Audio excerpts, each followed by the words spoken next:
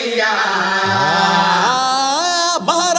శ్రీ దివాకరం గారి షష్ఠి పూర్తి సందర్భంగా ఆకాశమంత పందిరేసి భూదేవంతా అరుగేసి మా నాన్న దివాకరం గారితో మా అమ్మ భువనేశ్వరి గారి మెళ్ళో మళ్ళీ 3 ముళ్ళేయించేసి ఇప్పుడే ఇక్కడే ధూమ్ధాముగా పెళ్లి చేసేద్దాం. రండి రండి రండి రండి రండి రండి రండో.